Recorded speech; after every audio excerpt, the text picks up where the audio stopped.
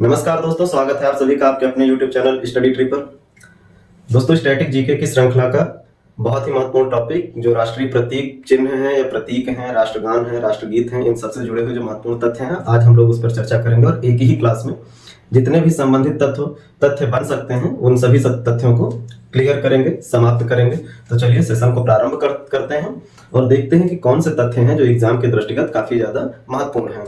ठीक है, तो राष्ट्रीय प्रतीक की बात आती है तो सबसे पहले हम लोग राष्ट्रीय ध्वज पे चर्चा करते हैं कि जो हम लोगों का राष्ट्रीय ध्वज है, जिसे तिरंगा के नाम से हम लोग जानते हैं, ये ध्वज सबसे पहले कहा जाए तो सबसे पहले कब किसने फहराया, कहाँ फहराया, किसने इसका डिजाइन दिया और साथ ही साथ जो हमारा राष्ट्रीय ध्वज था वो किन किन परिवर्तनों से होकर के वर्तमान का जो राष्ट्रीय ध्वज है तिरंगा इस स्वरूप में दिखाई देता है। ये सभी बिंदुओं पे हम लोग चर्चा करेंगे। तो बात आती है तिरंगा की, तो तिरंगा यानी राष्ट्रीय ध्वज जो है हम लोगों का, वो सबसे पहले इसको डिजाइन करने का श्रेय जो जाता है वो जाता है पिंगली वेंकैया, एक कलाकार जो है उनको जाता है, जिनके द्वारा सबसे पहले इसे तिरंगे के रूप में डिजाइन किया गया था। ठीक है, तो जो तिरंगा है इसको सबसे पहले डिजाइन करने का काम किसने किया था? पिंगली वेंकैया ने किया था। ये बात आप ध्यान रखेंगे। इसके अलावा सबसे पहले इस ध्वज को फहराने का काम किसने किया और कहाँ पे फहराया गया? तो मैडम भीकाजी कामा का नाम आता है कि इन्होंने सबसे पहले भारतीय ध्वज को फहराया था। और ध्यान रखने वाली बात यह है कि इनके द्वारा जो फहराया गया जो ध्वज है वो भारत में न फहरा करके विदेशी धरती पर फहराया गया था, जर्मनी के अंदर।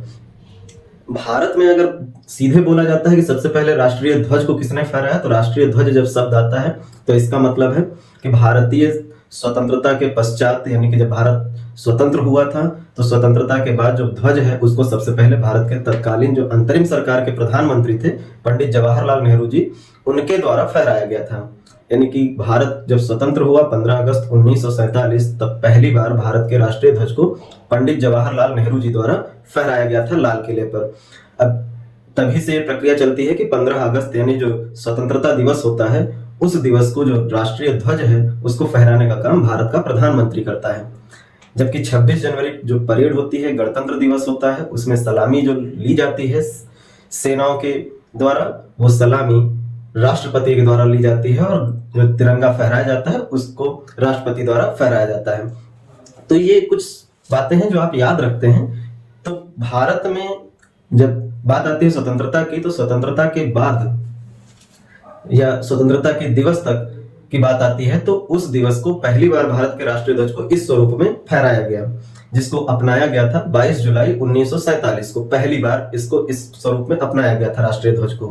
ठीक है, 22 जुलाई 1947 को। और 15 अगस्त 1947 को राष्ट्रीय ध्वज पंडित जवाहरलाल नेहरू जो अंतरिम सरकार के प्रधानमंत्री थे भारत के, उनके द्वारा इसे फहराया गया था। लेकिन सर्वप्रथम तिरंगा फहराने का श्रेय मैडम भीकाजी कामा को दिया जाता है, जो कि जर्मनी के अंदर पहली बार भारत के तिरंगे को फहराने का काम करते हैं। तो ये पॉइंट आपको याद रखने हैं और ध्यान रखना है कि सबसे पहले 21 अगस्त 1907 को जर्मनी का जो शहर है स्टुटगार्ट, वहां पर अंतरराष्ट्रीय जो सम्मेलन हो रहा था, उसी अवसर पर मैडम भीकाजी कामा ने पहली बार भारतीय राष्ट्रीय ध्वज को फहराया था, जो झंडे का पहला संस्करण था। अगर इस ध्वज की अगर हम संस्करण की बात करें कि ये दिखाई कैसे देता है, तो फिर यहाँ पे ध्यान रखेंगे जो मैडम भीकाजी कामा के द्वारा फहराया गया जो तिरंगा था 1907 में, वो इस स्वरूप में दिखाई देता है, जहां पे ऊपर आपको केसरिया और ऊपर सूरज बने हुए दिखाई देते हैं, बीच में येलो कलर है जिसमें वंदे मातरम है, नीचे ग्रीन कलर है जिसमें एक सूर्य और एक चांद तारा जो आपको देखने को मिलता है। ये 1907 में मैडम भीकाजी कामा द्वारा विदेश में जर्मनी में फहराया गया तिरंगे का स्वरूप था। जबकि तिरंगे का या झंडे का अस्तित्व जो 1947 में आने से पहले किन किन अवस्थाओं से गुजरा, तो पहले 1857 का झंडा ये ऐसे दिखाई देता था भारत का। ये जो आपको ब्रिटेन के झंडे का भी आपको दिखाई पड़ता है इसमें कुछ प्रतीक। जबकि 1906 में पहली बार कलकत्ता में ये झंडा फहराया गया था, देखने को मिलता है। और उसके बाद 1907 में जर्मनी के अंदर मैडम भीकाजी कामा द्वारा ये झंडा फहराया गया था। उसके बाद झंडे में परिवर्तन 1917 में ये, फिर 1921 में एक ये स्वरूप आया जिसमें पहली बार चरखा झंडे के अंदर शामिल किया गया था। और फिर 1931 में जो ध्वज फहराया गया था वो ध्वज इस स्वरूप में फहराया गया था। और 1947 का ध्वज जिसको अपनाया गया था 22 जुलाई 22 जुलाई 1947 को। ये वर्तमान के स्वरूप का ये वाला तिरंगा झंडा है जो वर्तमान में आप देखते हैं, जिसमें एक केसरिया सबसे ऊपर, हरा नीचे और बीच में सफेद रंग की पट्टी और उसमें 24 तीलियों वाले एक नीले कलर का चक्र दिखाई पड़ता है। तो ये झंडे का वर्तमान में जो परिवर्तित स्वरूप है वो आपको देखने को मिलते हैं। इसके अलावा तिरंगे से संबंधित कुछ फैक्ट्स और जान लेते हैं। फैक्ट क्या कि जो तिरंगा झंडा है इसको लेकर के नियम और कानून कुछ बनाए गए हैं, संहिता बनाई गई है, जिसके आधार पे ही तिरंगे को कह सकते हैं फहराने की प्रक्रिया, परंपरा जो है वो विकसित की गई है। और जो डिजाइन है तिरंगे का वो भी सुनिश्चित किया गया है कि तिरंगे के आकार और आकृति में कोई परिवर्तन न हो। इसके लिए लंबाई और चौड़ाई का अनुपात निश्चित किया गया है कि अगर तिरंगे की लंबाई, जो पट्टियों की लंबाई है वो 3 मीटर की रखी जाएगी तो फिर जो चौड़ाई है वो 2 मीटर होगी।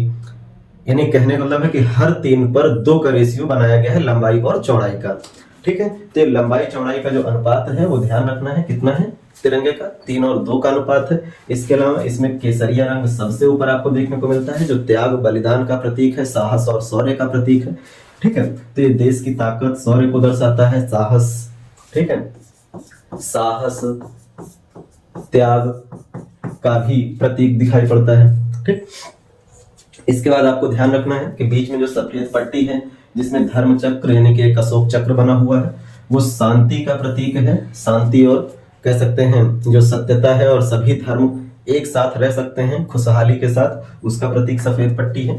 जबकि हरा रंग सबसे नीचे है जो देश के विकास, कृषि, अर्थव्यवस्था, हरियाली, इन सब का प्रतीक है।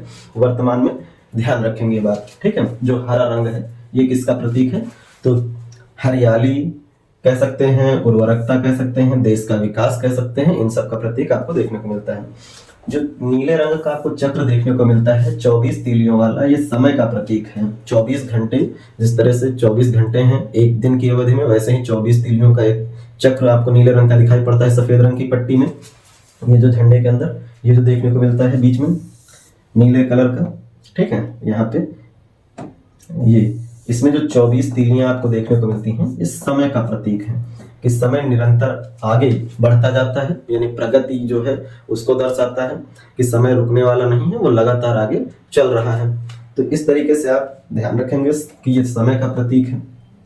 इसके अलावा अगर बात की जाए तो बात आती है कि सबसे पहले भारतीय संविधान सभा के द्वारा कब अपनाया गया था। तो भारतीय संविधान सभा ने राष्ट्रीय ध्वज का प्रारूप सबसे पहले कब अपनाया, 22 जुलाई 1947 1947 को पहली बार प्रारूप अपनाया था। ये ध्यान रखेंगे।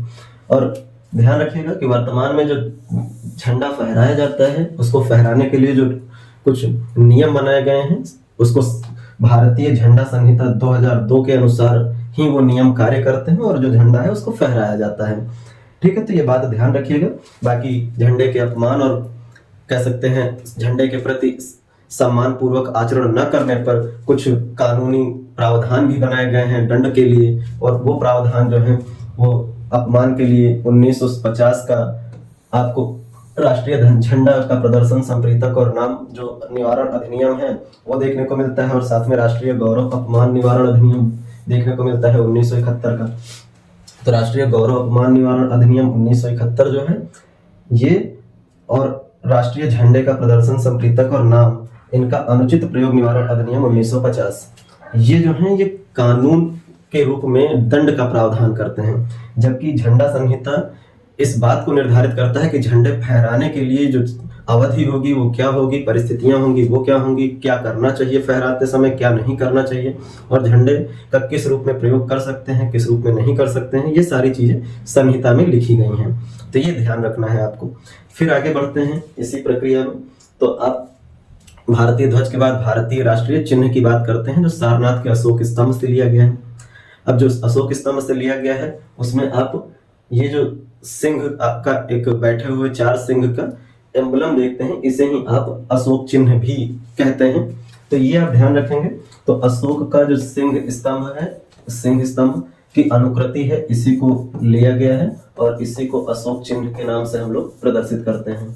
ठीक है, इसमें बैठी हुई मुद्रा में 4 शेर दिखाई पड़ते हैं जो चारों अलग अलग दिशाओं में एक दूसरे को की तरफ पीठ करके बैठे हुए हैं। साथ ही साथ वो जिस आधार पे बैठे हैं नीचे, उसे कमल आधार बोला जाता है। और उस आधार के ऊपर जो आपको पट्टिका दिखाई पड़ती है, उस पट्टिका पर भी 4 प्रकार के जानवर यानी पशुओं को चित्रित किया गया है।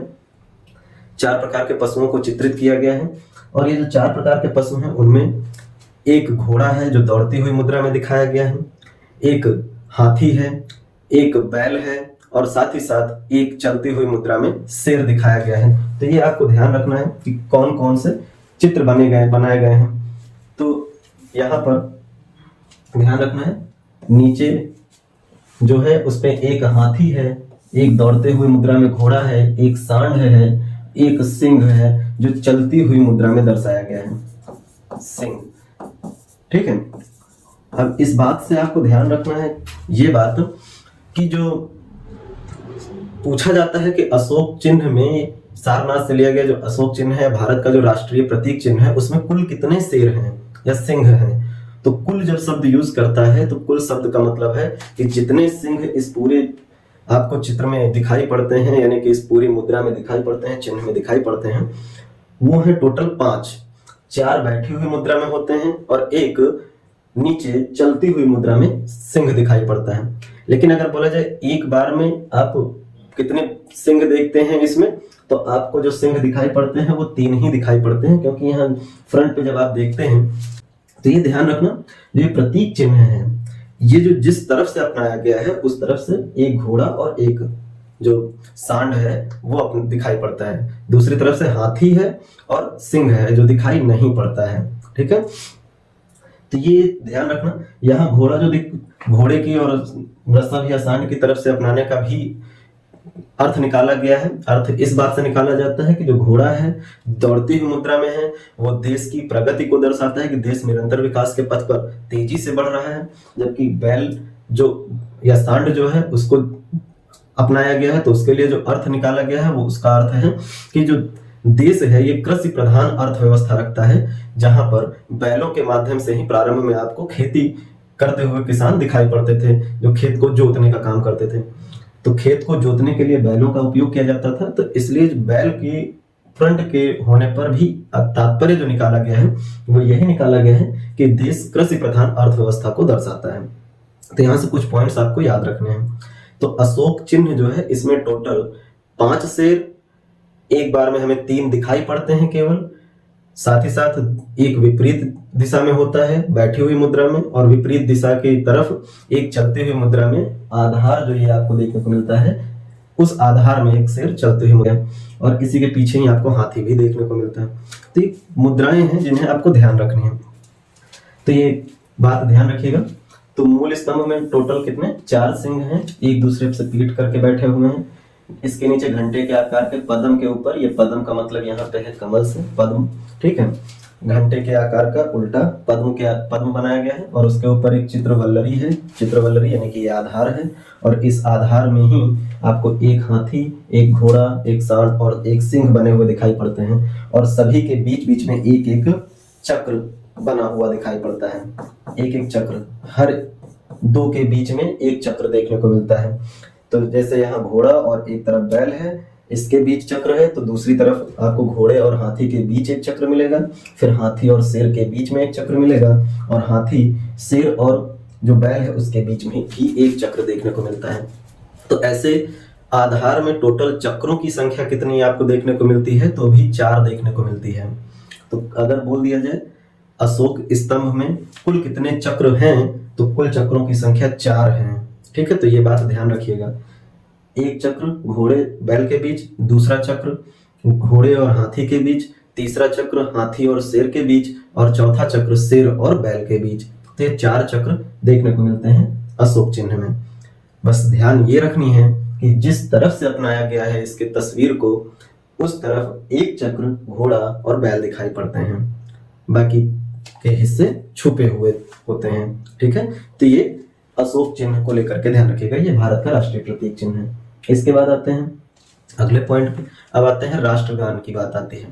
तो राष्ट्रगान आप सबने पढ़ा ही होगा कि राष्ट्रगान को लिखने वाले, इसकी रचना करने वाले व्यक्ति कौन है, तो वो है रविंद्रनाथ टैगोर। ठीक है। तो राष्ट्रगान की रचना किसने की थी, रविंद्रनाथ टैगोर ने की थी, जिसको 24 जनवरी 1950 भारतीय संविधान के लागू होने के 2 दिन पूर्व भारत के राष्ट्रगान के रूप में स्वीकार किया गया।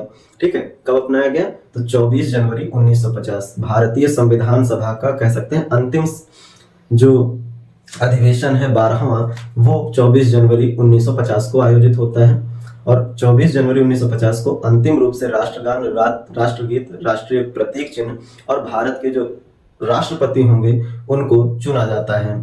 ठीक है, ये बात ध्यान रखिएगा। तो राष्ट्रगान के रूप में किसको यूज किया गया है? भारत का राष्ट्रगान क्या है? जन गण मन, जो आप देखते हैं। इसे लिखा किसने है? रविन्द्रनाथ टैगोर ने, और इनके द्वारा जब इसको लिखा गया तो इसकी मूल भाषा थी बांग्ला, ये भी ध्यान रखिएगा। अपनाया कब गया? 24 जनवरी 1950 को अपनाया गया। समय है राष्ट्रगान गाने का लगभग 52 सेकंड, यानी 52 सेकंड में इसे गाना कंप्लीट करना होता है, पूरा करना होता है। ऐसे ही जब हम लोग राष्ट्रगीत की बात करते हैं तो वो 1 मिनट 9 सेकंड में पूरा करना होता है उसके गायन को। ऐसे ही राष्ट्रगान को 52 सेकंड में पूरा करना होता है। सबसे पहले अगर बात की जाए कि राष्ट्रगान यानी जनगण मन जो है, इसको सबसे पहले कब गाया गया था? तो 27 जनवरी 1911 के कलकत्ता अधिवेशन में सबसे पहले इसे गाया गया था। और इस जो जनगण मन है, इसको रविन्द्रनाथ टैगोर द्वारा ही इंग्लिश में फिर से अनुवादित किया गया था। और किस शीर्षक से अनुवादित किया गया था? तो the morning song of India के नाम से अनुवादित किया गया था। और कब अनुवादित किया गया था? तो 1919 में। पहली बार 1911 में गाया गया, 1919 में इसका अनुवाद किया गया मॉर्निंग सॉन्ग ऑफ इंडिया के नाम से रविन्द्रनाथ टैगोर जी द्वारा ही, जिन्हें आप कह सकते हैं कि गुरुदेव के रूप में भी जानते हैं रविन्द्रनाथ टैगोर को। तो ये ध्यान रखेंगे बात राष्ट्रगान को लेकर के। फिर आते हैं, ये है राष्ट्रगान और ये है रविन्द्रनाथ टैगोर। ठीक है, तो ये ध्यान रखेंगे। इस पूरे राष्ट्रगान में अगर आप पढ़ते हैं तो इसमें पूरा भारत ही आपको समाहित होते हुए दिखाई पड़ता है। ठीक है, इसकी एक एक लाइन में आपको पूरा कंप्लीट भारत, उत्तर से दक्षिण, पूरब से पश्चिम का हर एक छोर इस राष्ट्रगान में समाहित देखने को मिलता है। फिर आगे बात करें तो अगला नाम जो आता है प्रतीक के रूप में, वो है राष्ट्रगीत। तो राष्ट्रगीत की बात करें तो राष्ट्रगीत सबसे पहले किसने लिखा था? तो ये बंकिम चंद्र चटर्जी के द्वारा संस्कृत भाषा में लिखे गए छंद कि आनंद मठ, जो इनका एक पूरा उपन्यास है, उस उपन्यास में कुछ छंद लिखे गए थे। उन छंदों में से जो शुरुआत के 2 छंद थे वंदे मातरम के, उन छंदों को राष्ट्रगीत के तौर पे अपनाया गया 24 जनवरी 1950 को ही। सबसे पहले अगर बात की जाए राष्ट्रगीत को गाया कब गया था? तो ये 1896 में कलकत्ता अधिवेशन जो कांग्रेस का था उसमें पहली बार गाया गया था, जो राष्ट्रगीत है वंदे मातरम। और इसको गाने का जो समय है वो कितना है? 1 मिनट 9 सेकंड है। ये ध्यान रखेंगे, ये मेन पॉइंट है। ठीक है, तो बंकिम चंद्र चटर्जी द्वारा लिखा गया था, संस्कृत भाषा में है। और ये इनके उपन्यास, जो बंगाली उपन्यास है आनंद मठ, उसमें इन्होंने लिखा था। तो इस उपन्यास जो बंगाली भाषा में लिखा गया है, इसमें संस्कृत भाषा में जो छंद लिखा गया था उस छंद की 2 छंदों को यूज किया गया है। ठीक है, यानी जो पूरा एक कविता की रचना की थी इन्होंने, उनमें से केवल 2 छंद उठाए थे। और पहली बार इसका गायन हुआ था 1896 में भारतीय राष्ट्रीय कांग्रेस के अंतर्गत। गीत के पहले 2 छंद संविधान सभा ने 24 जनवरी 1950 को राष्ट्रीय गीत के रूप में अपनाया। और गाने का समय कितना है? 1 मिनट 9 सेकंड। राष्ट्रगान गाने का समय 52 सेकंड है, राष्ट्रगीत गाने का समय 1 मिनट 9 सेकंड है। राष्ट्रगान कब अपनाया गया था? पहली बार गाया गया था, जो जनगण मन है पहली बार कब गाया गया था? तो 1911 में। और 1919 में मॉर्निंग सॉन्ग ऑफ इंडिया के नाम से रविन्द्रनाथ टैगोर जी द्वारा अनुवाद किया गया था। जबकि राष्ट्रगान और राष्ट्रगीत दोनों को पहली बार संविधान सभा के द्वारा राष्ट्रगान और राष्ट्रगीत के रूप में 24 जनवरी 1950 को मान्यता प्रदान की गई थी। तो ये पॉइंट हैं, फैक्ट्स हैं, जिनको आपको ध्यान रखना है। नेक्स्ट पॉइंट पे अगर आते हैं तो ये आपको देखने को मिलता है नेक्स्ट स्लाइड में। ये पहला छंद है, ये दूसरा छंद है। इन 2 छंदों को ही कह सकते हैं अपनाया गया था 24 जनवरी 1950 को राष्ट्रगीत के। फिर आते हैं राष्ट्रीय पशु बाघ पे। ठीक है, तो भारत का राष्ट्रीय पशु कौन सा है? बाघ है। इसके बारे में ध्यान रखिएगा। लेकिन ध्यान क्या रखना है कि बाघ से पहले भी भारत का राष्ट्रीय पशु था, बनाया गया था, और वो था शेर। लेकिन शेर को राष्ट्रीय पशु 1969 में बनाया गया, लेकिन 1973 में वापस जो बाघ है इस बाघ को राष्ट्रीय पशु के रूप में घोषित किया गया। पहली बार 1969 में शेर को राष्ट्रीय पशु घोषित किया गया था, लेकिन 1973 में प्रोजेक्ट टाइगर के तहत, प्रोजेक्ट टाइगर वन्य जीव संरक्षण अधिनियम वाइल्ड लाइफ प्रोटेक्शन एक्ट 1972 के अंतर्गत प्रोजेक्ट टाइगर चलाया गया था बाघों को संरक्षित करने के लिए, क्योंकि बाघों की गिरती आबादी को बचाने के लिए प्रोजेक्ट टाइगर लाया गया था। तो बाघों की आबादी को बचाने के लिए चलाया जाने वाला जो प्रोजेक्ट टाइगर था, इसी प्रोजेक्ट टाइगर के अंतर्गत बाघ को राष्ट्रीय पशु का दर्जा दिया गया बजाय शेर के। ठीक है, तो ये ध्यान रखेंगे। फिर यहीं से बात आ जाती है कि प्रोजेक्ट टाइगर की शुरुआत कब हुई थी। तो 1 अप्रैल 1973 को प्रोजेक्ट टाइगर की शुरुआत हुई और इसी के बाद जो रॉयल बंगाल टाइगर है, इसे भारत का राष्ट्रीय पशु बना दिया गया। पहली बार 1969 में जो वन्य जीव बोर्ड है भारत का, उसके द्वारा शेर को देश का राष्ट्रीय पशु घोषित किया गया था, लेकिन 1973 में राष्ट्रीय पशु किसे बना दिया गया? बाघ को बना दिया गया। वर्तमान में अगर देखा जाए तो दिसंबर 2024 तक आपको याद रखने हैं कि भारत में कुल कितने बाघ अभ्यारण्य हैं, यानी टाइगर जो वाइल्ड लाइफ सेंचुरी है वो कितनी है। तो बाघ अभ्यारण्य की संख्या टोटल 57 है वर्तमान में, आपको ध्यान रखने हैं, जहां बाघों को संरक्षित करने का कार्य किया गया है। ठीक, तो जो टाइगर सेंचुरीज हैं, वाइल्ड लाइफ सेंचुरीज हैं, ये टाइगर रिजर्व्स नहीं है, टाइगर वाइल्ड लाइफ सेंचुरीज हैं, अभ्यारण्य हैं, जहां बाघों को संरक्षित करने का प्रयास किया जाता है। और जो टाइगर रिजर्व हैं वो पूरी तरह से ऐसे क्षेत्र हैं जहां पर टाइगर्स को प्रजनन और रहने खाने के आवास ये सब प्राकृतिक रूप से उपलब्ध कराए जाने का प्रावधान किया गया। तो वर्तमान में अभी 55 जो है वो टाइगर रिजर्व हैं, जो टाइगर रिजर्व हैं उनकी संख्या 55 है, लेकिन जो संरक्षित क्षेत्र हैं टोटल परियोजना के अंतर्गत वो 57 है, 57। अब 57 के बाद ये दिसंबर 2024 तक का लेटेस्ट डाटा है। इसके बाद जो बचे हुए 2 क्षेत्र जो अभी हाल में संरक्षित क्षेत्र के रूप में शामिल किए गए हैं, उन्हें भी भविष्य में टाइगर रिजर्व के रूप में घोषित किया जा सकता है, अगर बाघों की आबादी में वहां बढ़ोतरी देखने को मिलती है। ठीक है, फिर यहाँ पे ध्यान रखना कि 2006 में बाघ अभ्यारण्य जो है, टाइगर जो सेंचुरीज हैं जहां टाइगर पाए जाते हैं, उन सभी स्थानों को प्रशासित करने के लिए राष्ट्रीय बाघ संरक्षण प्राधिकरण का गठन किया गया, ये आपको ध्यान रखना है।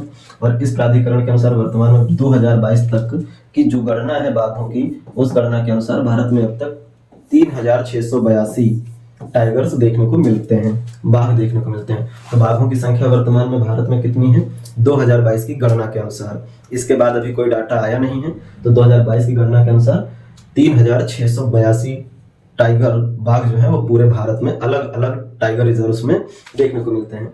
और ये ध्यान रखना है कि ये पूरी दुनिया में बाघों की कुल आबादी का 70 से 75% है, यानी बाघों में पूरी दुनिया में जितने बाघ पाए जाते हैं उनका अकेले 70 से 75% भारत में उपस्थित हैं। ये पॉइंट याद रखिएगा। तो भारत का राष्ट्रीय पशु कौन सा है? टाइगर यानी बाघ। इसका वैज्ञानिक नाम निकल के आता है पैंथेरा टाइग्रिस। बायोलॉजी के सेशन में हम लोगों ने नाम लिखे थे, फिलहाल यहाँ पर भी इसका नाम लिखा हुआ है, ये यहाँ पे लिखा है पैंथेरा टाइग्रिस। ठीक है, तो बाघ का वैज्ञानिक नाम क्या है? पैंथेरा टाइग्रिस है, ध्यान रखिएगा। ये बाघ पहचान है, बाघ अलग है, शेर अलग होता है, तेंदुआ अलग होता है, ठीक है, चीता अलग होते हैं, सबकी अलग पहचान है। अब आते हैं राष्ट्रीय पक्षी कौन सा है भारत का? मोर है, पाउ क्रिस्टेटस, ये इसका वैज्ञानिक नाम है, ध्यान रखिएगा, वैज्ञानिक नाम। तो भारत का राष्ट्रीय पक्षी क्या है? मोर, वैज्ञानिक नाम ध्यान रखेंगे। और मोर को 1963 में भारत का राष्ट्रीय पशु घोषित किया गया था, सॉरी राष्ट्रीय पक्षी घोषित किया गया था, नेशनल बर्ड। फिर आते हैं राष्ट्रीय कैलेंडर यानी पंचांग की बात आती है कि भारत का राष्ट्रीय कैलेंडर या पंचांग क्या है। तो शक संवत जो है वो भारत का वर्तमान में राष्ट्रीय पंचांग है, जिसे 22 मार्च 1957 को अपनाया गया था। भारत का संविधान जब तैयार हुआ था, लागू हुआ था, उस समय भारत का पंचांग था विक्रम संवत, विक्रम संवत। इसीलिए जब आप प्रस्तावना संविधान की देखते हैं तो उस प्रस्तावना में निचली लाइन लिखी गई है प्रस्तावना के उसमें कि इस भारतीय संविधान सभा द्वारा आज तारीख 26 नवंबर 1949, फिर ब्रैकेट में लिखा है मिति मार्ग शीर्ष संवत 2006 विक्रमी। ये पूरा जो ये कंटेक्स्ट लिखा है ना, मिति मार्ग शीर्ष संवत 2006 विक्रमी, तो ये विक्रम संवत के अंतर्गत लिखा गया है। और विक्रम संवत उस टाइम पे भारत का राष्ट्रीय पंचांग घोषित किया गया था, क्योंकि अभी राष्ट्रीय पंचांग बदला नहीं गया था। राष्ट्रीय पंचांग 1957 में आता है और 1957 में शक संवत को कनिष्क के द्वारा जो चलाया गया था, शक संवत, इसको आप देखते हैं राष्ट्रीय पंचांग के तौर पे। ठीक है, तो वर्तमान में भारत का राष्ट्रीय कैलेंडर क्या है? शक संवत है। ये ध्यान रखेंगे, जिसके महीने आपको देखने को मिलते हैं जो चैत्र, वैशाख, ज्येष्ठ, आषाढ़, इस तरह से चलता है। अब बात आती है भारतीय जो कैलेंडर है, इसकी शुरुआत जो चैत्र माह से होती है। तो चैत्र माह का पहला दिन जो होता है वो कब से होता है? तो 22 मार्च को चैत्र माह का पहला दिन होता है। और जब लीप ईयर होता है तो वही 21 मार्च को नया साल पहला दिन चैत्र महीने का होता है। ये हर वर्ष के लिए निर्धारित है कि चैत्र का जो पहला दिन होगा वो 22 मार्च को होगा, जिससे भारत का पहला महीना स्टार्ट होता है। इसीलिए आप जब भारत के वित्तीय वर्ष को देखते हैं, भारत का वित्तीय वर्ष, चाहे वो केंद्र सरकार के बजट की बात हो, जो केंद्र सरकार का अपना खर्चा होता है, या लेखा जोखा जो भी होता है, या किसी कंपनी का हो, बैंक का हो, तो उन सबका वित्तीय वर्ष 1 अप्रैल से माना जाता है। 1 अप्रैल से 31 मार्च के बीच माना जाता है। ठीक है, क्योंकि भारतीय पंचांग के अनुसार, जो कैलेंडर के अनुसार 22 मार्च से स्टार्ट होता है। तो 22 मार्च सामान्यतः चैत्र महीने के अनुसार चलेगा, लेकिन पढ़ने में अटपटा होता है। इस वजह से ग्रेगोरियन कैलेंडर के अनुसार कुछ दिवस आगे बढ़ा करके 1 अप्रैल से कैलेंडर की शुरुआत मान ली जाती है। और भारत में जो भी बजट अभी आप देखते हैं, बजट अगर जो बनाया जाता है भारत सरकार के द्वारा, वो बजट भी 1 अप्रैल से लागू या प्रभावी होता है और 31 मार्च तक उस बजट के प्रावधान कार्य करते हैं। किसी भी कंपनी या किसी भी बैंक का जो वित्तीय लेखा जोखा होता है, पूरे 1 साल का जो आय या व्यय है उसको 31 मार्च तक कंप्लीट किया जाता है और देखा जाता है कि अगले जो वर्ष है उसके पहले पहले कितना आय हुआ है, कितना व्यय हुआ है। ठीक, तो ये सब चीजें देखने को मिलती हैं। तो ये आपको माह दिखाई पड़ते हैं जो ध्यान रखने हैं, 12 महीने। तो शक संवत ध्यान रखिएगा। इसके बाद अगर हम बात करें तो राष्ट्रीय मुद्रा आती है, जो भारत की मुद्रा है। भारत की राष्ट्रीय मुद्रा क्या है? रुपया है। ठीक है, भारतीय रुपया। ठीक, इसका चिन्ह आपको देखने को मिलता है, जिसमें रुपए का र, यानी कि हिंदी का र शब्द, और साथ ही साथ इंग्लिश के रोमन में जो आर लिखते हैं, उस आर को आधा कंप्लीट अगर लिखा जाए तो आप ऐसे आर देखते हैं, तो आर को थोड़ा सा कह लें कि कंप्लीटली ना लिख करके केवल आधा ऐसे लिखा गया है। और इसी को हिंदी के जो र वर्ड है, हिंदी का जो र है, ऐसे र के साथ रिप्रेजेंट किया गया है। तो हिंदी का र और अंग्रेजी का आर, इन दोनों को मिला करके ये रुपए का चिन्ह बनाया गया। और इसे बनाने का काम डी उदय कुमार, जो आईआईटी मुंबई के पीजी जो डिजाइन स्टूडेंट हैं वो थे, और इनके द्वारा वर्ष 2010 में जो भारत सरकार के द्वारा ओपन कंपटीशन कराया गया था पूरे देश में, और अलग अलग लोगों से डिजाइन मांगे गए थे। उन सबके डिजाइन में से डी उदय कुमार की जो डिजाइन है उस भारत सरकार के द्वारा अपनाई गई। और जुलाई 2010 को ध्यान रखेंगे कि जो ये मुद्रा है, इसका प्रतीक चिन्ह 15 जुलाई 2010 को स्वीकार कर लिया गया था। तो ये मुद्रा चिन्ह याद रखेंगे। किसने वो किया था, डिजाइन किया था? तो डी उदय कुमार ने डिजाइन किया था। अब नेक्स्ट पॉइंट है जो वन लाइनर सीधे सीधे फैक्ट में है। यहाँ पे बात आती है, जैसे राष्ट्रीय पुष्प भारत का क्या है? कमल है। ठीक है, भारत का राष्ट्रीय पुष्प कमल है। तो कमल का नाम आता है, वैज्ञानिक नाम नीलंबो न्यूसीफेरा। ठीक है, नीलंबो न्यूसीफेरा, ये याद रखिएगा। भारत का राष्ट्रीय पुष्प कमल है, नीलंबो न्यूसीफेरा। राष्ट्रीय फल क्या है? आम। और वैज्ञानिक नाम की बात करें तो वैज्ञानिक नाम है मैंगीफेरा, मैंगीफेरा इंडिका। ठीक है, ये भारत के राष्ट्रीय फल का वैज्ञानिक नाम है।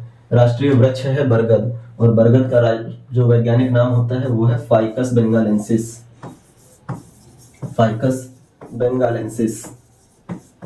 ठीक, फाइकस बेंगालेंसिस। फिर राष्ट्रीय जलीय जीव गंगा डॉल्फिन है। ठीक है, राष्ट्रीय जलीय जीव क्या है? गंगा डॉल्फिन। गंगा डॉल्फिन वैज्ञानिक नाम अगर इसका लिखें तो इसका वैज्ञानिक नाम है प्लेटेनिस्टा, प्लेटेनिस्टा गंगेटिका।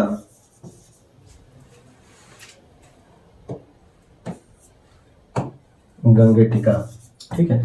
नाम लिखते समय एक बात का ध्यान आपको रखना है कि वैज्ञानिक नाम लिखते समय बायोलॉजी में वर्गीकरण या क्लासिफिकेशन में बाइनोमियल नॉमेनक्लेचर जब भी लिखते हैं तो वहाँ रूल आता है कि नाम का जो पहला अक्षर होगा, ये पहला जो शब्द होगा, ये पहला शब्द वंश होता है और दूसरा शब्द जाति होता है। तो वंश का जो पहला अक्षर होता है इसको कैपिटल लेटर से प्रारंभ करते हैं और जो जाति का जो पहला लेटर होता है वो स्मॉल लेटर से लिखा जाता है। पहला शब्द है वंश यानी कि जीनस और दूसरा शब्द होता है जाति यानी स्पीसीज। तो वंश के नाम का पहला अक्षर कैपिटल से और जाति के नाम का पहला अक्षर स्मॉल लेटर से लिखा जाता है, ये ध्यान रखेंगे। इसके बाद आता है राष्ट्रीय विरासत पशु, हाथी को कहा जाता है। और ये भी ध्यान रखना है कि स्वतंत्रता के बाद संविधान बनाए जाने तक जो भारत का राष्ट्रीय पशु था वो हाथी को ही माना गया था, लेकिन बाद में संविधान लागू होने के बाद भारत के राष्ट्रीय जो ये पशु है इसको विरासत पशु के तौर पे कंसीडर किया गया, लेकिन कोई राष्ट्रीय पशु नहीं था। 1969 में शेर को राष्ट्रीय पशु घोषित किया गया, लेकिन फिर 1973 में 1 अप्रैल 1973 में जो बाघ है उसको राष्ट्रीय पशु के रूप में नए सिरे से अपनाया गया। तो ये ध्यान रखेंगे हाथी के को लेकर के। हाथी के अगर वैज्ञानिक नाम की बात करें तो इसका वैज्ञानिक नाम है एलिफस मैक्सिमस। एलिफस मैक्सिमस ये हाथी का वैज्ञानिक नाम है। फिर है राष्ट्रीय मिष्ठान भारत का क्या है, तो ये जलेबी है। अब इसका कोई वैज्ञानिक नाम तो है नहीं, ये भी ध्यान रखेंगे। राष्ट्रीय खेल क्या है, हॉकी है। वास्तव में अगर देखा जाए तो ये कोई राष्ट्रीय खेल या राष्ट्रीय हाथी भारत सरकार द्वारा नहीं अपनाया गया है। ये भारतीय लोगों की सबसे ज्यादा पसंदीदा मिठाई कह लें जलेबी है, जो हर एक स्थानों पर देखने को मिलती है। मेला वगैरह में आप सबसे ज्यादा मिठाई के रूप में जलेबी को ही देखते हैं, जो भारतीय ग्रामीण क्षेत्र की कह सकते हैं सांस्कृतिक जो एकता है उसको दर्शाता है कि भारत के किसी भी स्थान पर चले जाएं, अगर मेला वगैरह की बात करते हैं, प्रदर्शनी की बात करते हैं तो उनमें जलेबी जरूर दिखता है। तो ये एकता को दर्शाता है। जबकि राष्ट्रीय खेल के रूप में हॉकी को इसलिए अपनाया गया, भारत सरकार ने नहीं अपनाया, लेकिन इसलिए माना जाता है क्योंकि हॉकी में भारत ने सबसे ज्यादा गोल्ड मेडल जीते हैं ओलंपिक्स में। तो ओलंपिक्स में बहुत अच्छा प्रदर्शन हॉकी का रहने के कारण हॉकी को लोगों के द्वारा शुरुआत में बहुत ज्यादा पसंद किया जाता था। तो ये ध्यान रखिएगा। राष्ट्रीय पुरस्कार क्या है, भारत रत्न। ये सर्वोच्च नागरिक पुरस्कार है भारत का, ठीक है, सर्वोच्च नागरिक पुरस्कार है, सिविलियन प्राइज है, ठीक है, पुरस्कार भारत रत्न।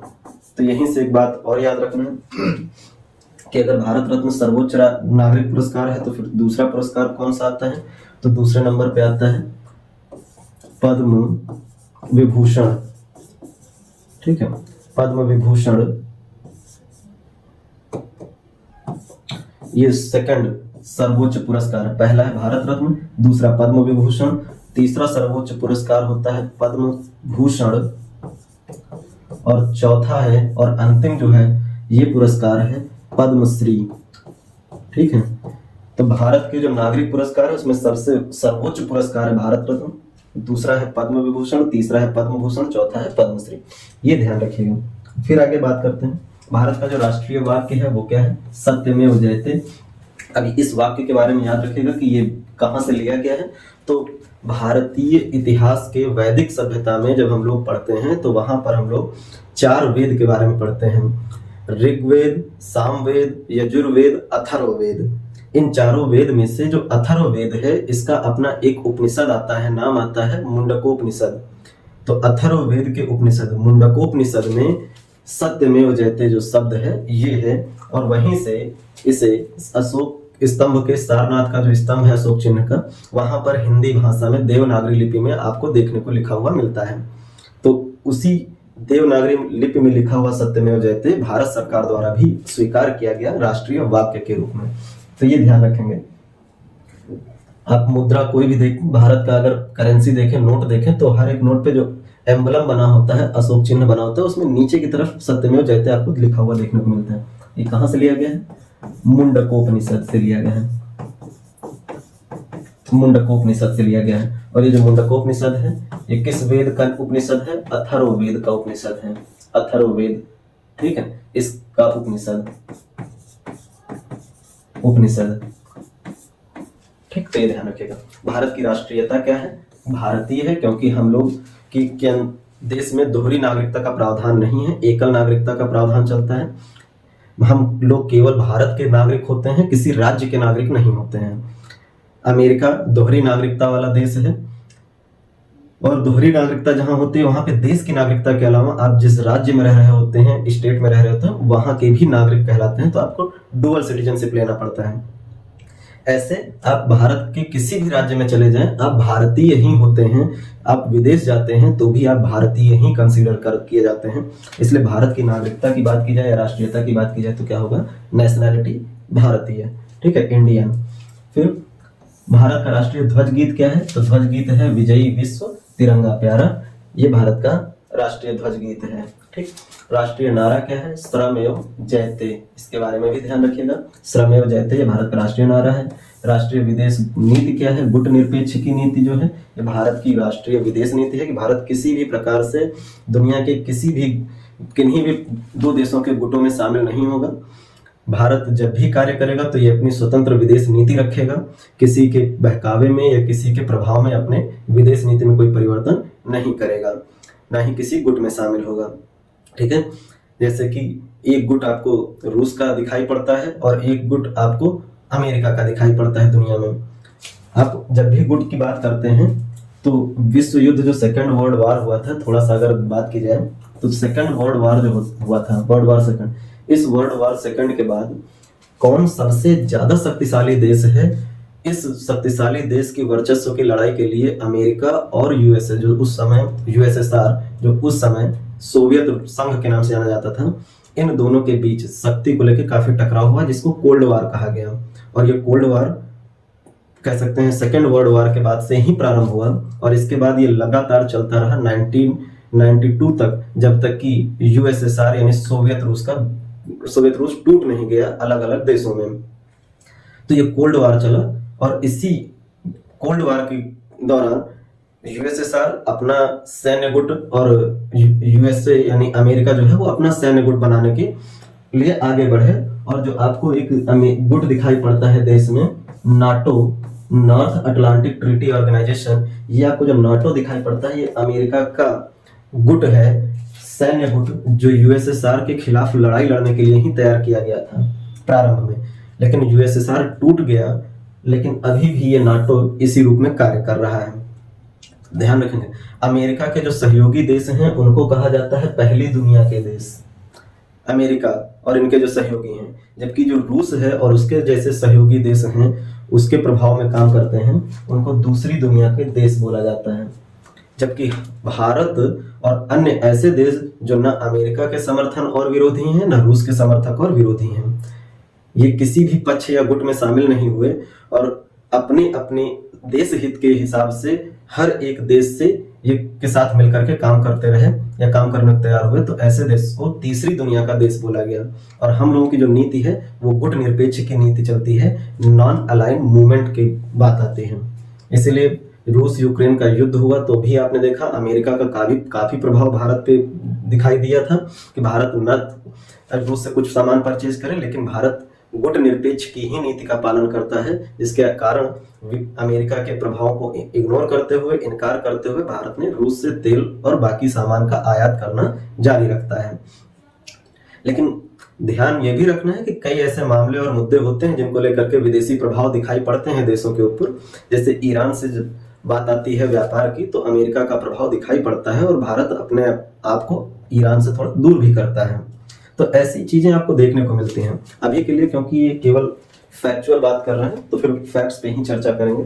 तो भारत की विदेशी नीति क्या है? तो गुट निरपेक्ष की नीति, नॉन अलाइन मूवमेंट, कोई भी किसी भी पक्ष में हम नहीं रहेंगे, देश के हित के अनुसार कार्य करेंगे।